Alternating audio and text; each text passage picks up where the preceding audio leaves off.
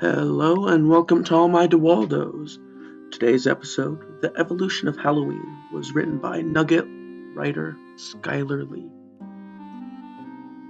Halloween is a holiday celebrated each year on October 31st, and Halloween 2023 will occur on Tuesday, October 31st. The tradition originated with the ancient Celtic festival of Samhain, when people would light bonfires and wear costumes to ward off ghosts.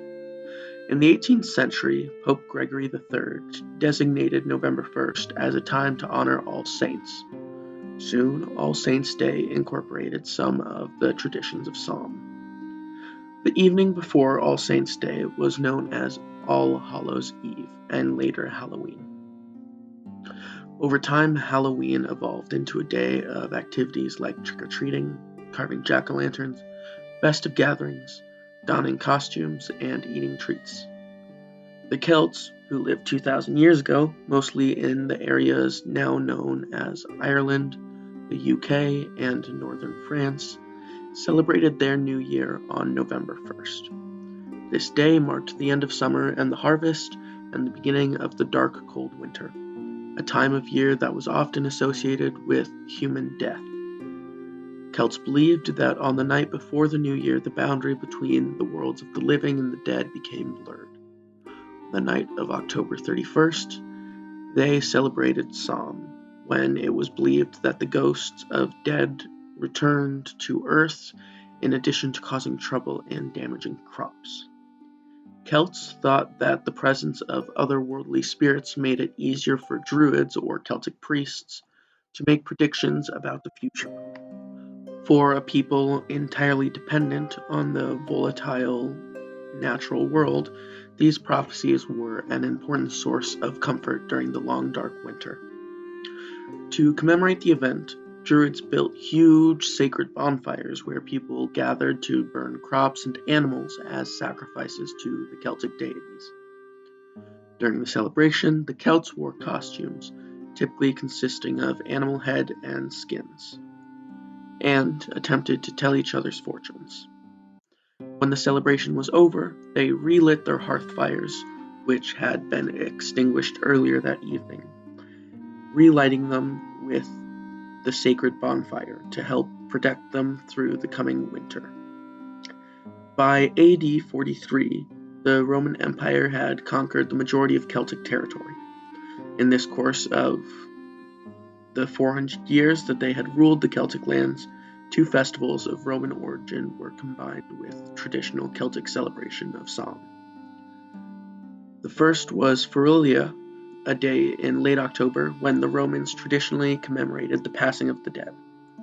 The second was a day to honor Pomona, the Roman goddess of fruit trees. The symbol of Pomona was the apple, and the incorporation of this celebration into Samhain probably explains the tradition of bobbing for apples that is practiced today on Halloween. On May 13, AD 609, Pope Boniface IV dedicated the Pantheon in Rome in honor of all Christian martyrs, and the Catholic feast of All Martyrs' Day was established in the Western Church. Pope Gregory III later expanded this festival to include All Saints as well as All Martyrs, and moved observance from May 13th to November 1st. By the end of the 19th century, the influence of Christianity had spread into Celtic lands, where it gradually blended with and supplanted older Celtic rites. In AD 1000, the Church made November 2nd All Souls' Day, a day to honor the dead. It is widely believed today that the Church was attempting to replace the Celtic Festival of the Dead with a related Church-sanctioned holiday. All Souls' Day was celebrated similarly to Samhain, with big bonfires, parades, and dressing up in costumes as saints, angels, and devils. The All Saints' Day celebration was also known as All Hallows or All Hallowmas, and the night before it, the tradition of the Night of Samhain in the Celtic religion began to be called All Hallows' Eve and eventually Halloween. The celebration of Halloween was extremely limited in colonial New England because of the rigid Protestant belief system. Halloween was much more common in Maryland and the southern colonies. As the beliefs and customs of different European ethnic groups and American Indians meshed, a distinctly American version of Halloween began to emerge. The first celebrations included play parties, which were public events held to celebrate the harvest. Neighbors would share stories of the dead and tell each other's fortunes. Colonial Halloween festivities also featured the telling of ghost stories and mischief makings of all kinds. By the middle of the 19th century, annual autumn festivals were common, but Halloween was not yet celebrated everywhere in the country. In the second half of the 19th century, America was flooded with new immigrants. These new immigrants, especially the millions of Irish fleeing the Irish potato famine, helped to popularize the celebration of Halloween nationally. Borrowing from European traditions, Americans began to dress up in costumes and go house to house asking for food or money, a practice that eventually became today's trick or treat. Young women believed that on Halloween they could divine the name or appearance of their future husband by doing tricks with yarn, apple parings, or mirrors. In the late 1800s, there was a move in America to mold Halloween into a holiday more about community and neighborly get-togethers, rather than about ghost stories, pranks, and witchcraft. At the turn of the century, Halloween parties for both children and adults became more commonly a way to celebrate the day. Parties focused on games, foods of the season, and festive costumes. Parents were encouraged by newspapers and community leaders to take anything frightening or grotesque out of Halloween celebrations. Because of these efforts, Halloween lost most of its superstitions and religious overtones. By the beginning of the 20th century, by the 1920s and 1930s, Halloween had become a secular but community-centric holiday, with parades and town-wide Halloween parties as the featured entertainment.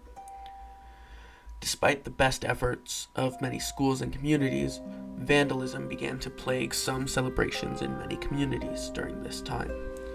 By the 1950s, town leaders had successfully limited vandalism, and Halloween had evolved into a holiday directed mainly at the young due to the high number of young children during the 50s baby boom.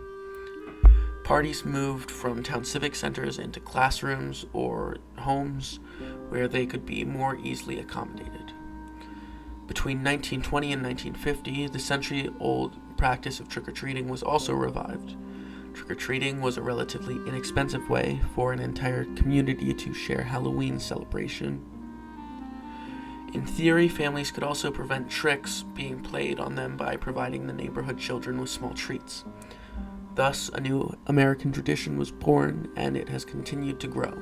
Today, Americans spend an estimated $6 billion annually on Halloween, making it this nation's second largest commercial holiday after Christmas.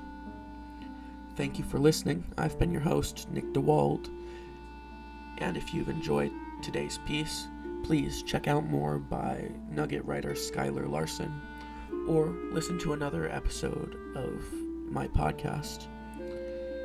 Thank you to all my DeWaldos, and keep it real.